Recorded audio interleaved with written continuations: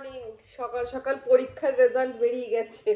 মানে আমার সেদিনকে ব্লাড টেস্ট হলো না, এই যে ব্লাড টেস্টের রিপোর্ট চলে এসেছে। ঘুম থেকে উঠে সবাই চা খাচ্ছি, বাপিদা এসে রিপোর্ট দিয়ে চলে গেল।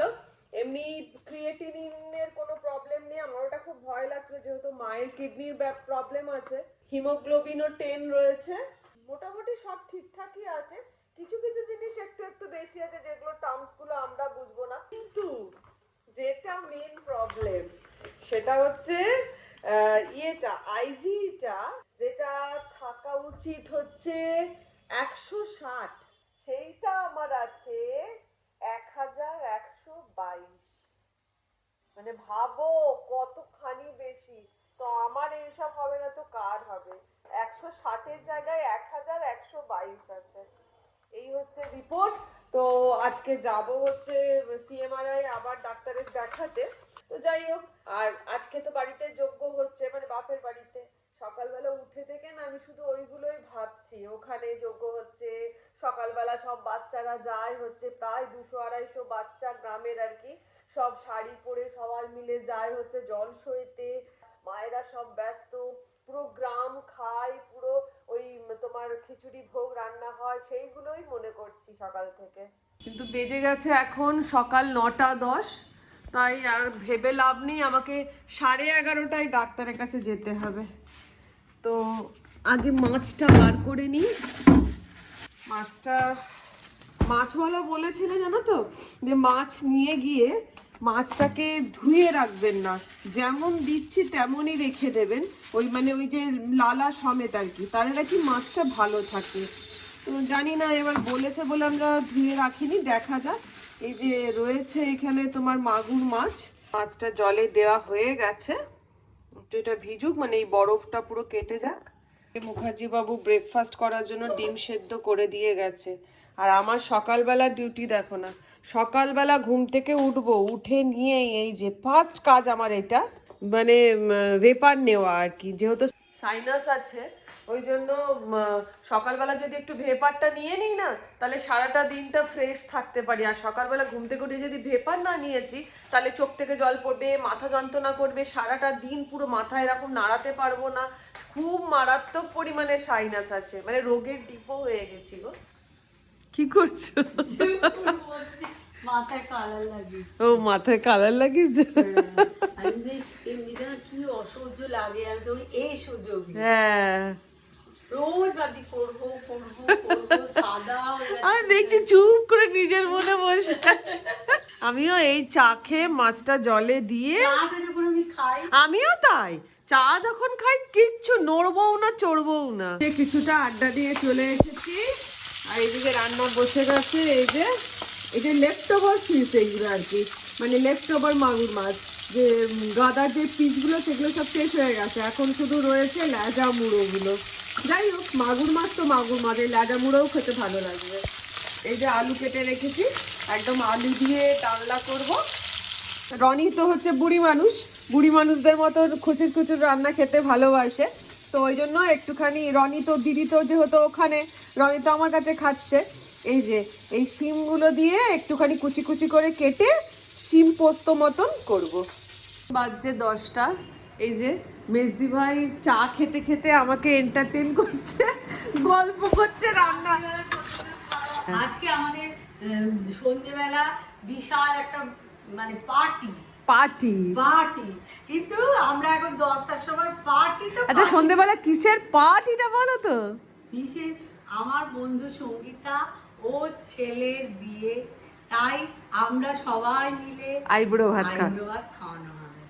কিন্তু এই আইবুড়ো ভাতের ভিডিওটা তোমরা মানে নেক্সট ভিডিওতে দেখতে পাবে, কারণ আজকের ভিডিওটাকে যদি লম্বা করি, মানে সন্ধ্যেবেলা থেকে আমাদের প্রচুর মজা, প্রচুর আনন্দ করবো। এবার যদি সকাল থেকে সেই জুড়ে সকালের ভিডিও থেকে যদি রাত্রির ভিডিও করতে যাই না, আজকেরটা অনেক লম্বা ভিডিও হয়ে যাবে, যেটা দেখার এনার্জি কারুর থাকবে না। ওই জন্য সন্ধ্যেবেলার ভিডিওটা একদম সম্পূর্ণ আইবুড়ো ভাতের ভিডিও থাকবে।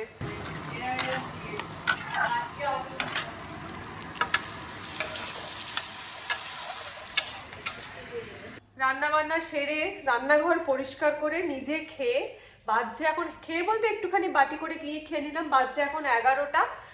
যাচ্ছি হচ্ছে সিএমআরআই আমার এই হাতের জন্য ডক্টর দেখাতে, প্লাস ডাক্তারকে রিপোর্টটা মেনলি দেখাতে আর কি। তো আমি যতক্ষণ ডাক্তারের কাছে যাব, চলো তোমাদেরকে দেখাই দিদি আমাদের দেশের বাড়িতে যজ্ঞে কি করছে, বা যজ্ঞ কিরকম কি হচ্ছে না হচ্ছে, চলো দেখাই। তো বন্ধুরা, এই হচ্ছে আমাদের দেশের বাড়ি রাধাকৃষ্ণ মন্দির। আর এই যজ্ঞ শুরু হওয়ার আগে সবাই মিলে যায় বাজনা বাজিয়ে, সামনের একটা ছোট পুকুর আছে সেখান থেকে জল সইতে। দেখো কত আনন্দ সহকারে নাচতে নাচতে সবাই জল সয়ে নিয়ে আসছে। সত্যি গ্রামের মানুষরা না অদ্ভুত হয়, ভীষণ সরল, ভীষণ সাদাসিধে। দেখো কত আনন্দ এই যজ্ঞের জন্য। আর গ্রামের যত বাচ্চা আছে, মানে বাচ্চা মেয়েরা, প্রত্যেকে দেখো লাল পাড় সাদা শাড়ি পরে মাথায় ঘট নিয়ে আর সবাই মিলে জল সয়ে নিয়ে আসে আর হরিনাম করতে করতে। সত্যি দেখার মতন দৃশ্য এটা। প্রায় 200-250 বাচ্চা থাকে এই জল সইতে যাওয়ার জন্য।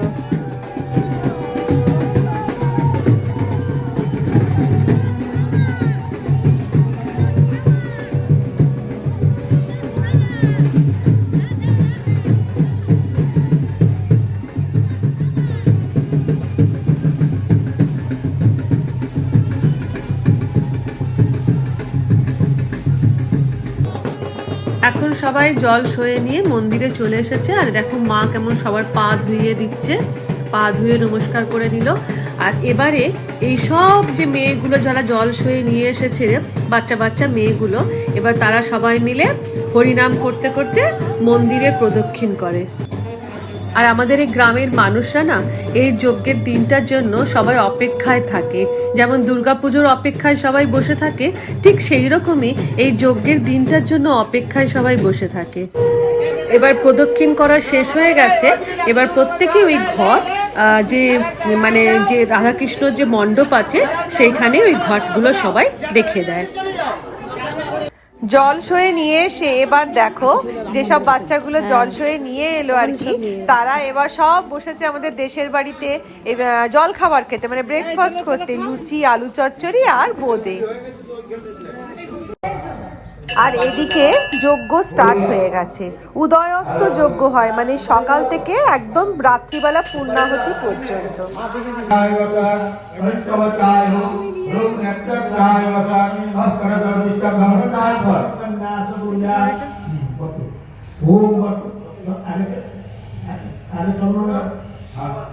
Good evening. ডাক্তারের কাছ থেকে রিপোর্ট দেখাতে গেছিলাম। তো ডাক্তার যেটা বললো সেটা হচ্ছে আমার কোলেস্ট্রল লেভেলটা তোমাদেরকে বলছিলামই যে হাই আছে, এলডিএল কোলেস্ট্রল, মানে যেটা ব্যাড কোলেস্ট্রল। তো ডাক্তার বললো যে শুধু এটা এক্সারসাইজ করে বা ভাজাভুজি কম খেলে ঠিক হবে না, এটার জন্য আমাকে ট্রিটমেন্টে যেতে হবে। কারণ এটাতে মানে হার্টের একটা ঝুঁকি রয়েছে আর কি, যেহেতু কারণ আমার এলডিএল কোলেস্ট্রল, তারপরে এইচডিএল, ভিএলডিএল সবই, হ্যাঁ সবই আর কি বেশি। তো যে কারণে আমাকে বললো যে তোমাকে ট্রিটমেন্টে যেতে হবে, তুমি অবশ্যই কোনো মেডিসিনের ডক্টর দেখাও। প্লাস যেটা আঙুলের জন্য যে জিনিসটা, সেটার জন্য তো আমি ট্রিটমেন্ট স্টার্ট করে দিলেন উনি, মেডিসিন দিলেন, আজকে মলম হাতে লাগানোর জন্য দিলেন। তো যাই হোক আমার আঙুল এখন অনেক ভালো আছে, দেখছো ক্যাপ পরে নেই, ব্যথাও একদম চলে গেছে। তো এই ছিল আজকে সারাদিনের আপডেট। তো এবারে আইবুড়ো ভাতের খাওয়ানোর প্রিপারেশন আমরা স্টার্ট করছি, যেটা তোমরা দেখতে পাবে নেক্সট ব্লগে। তাহলে আজকের মতন বিদায় নিচ্ছি, বাই।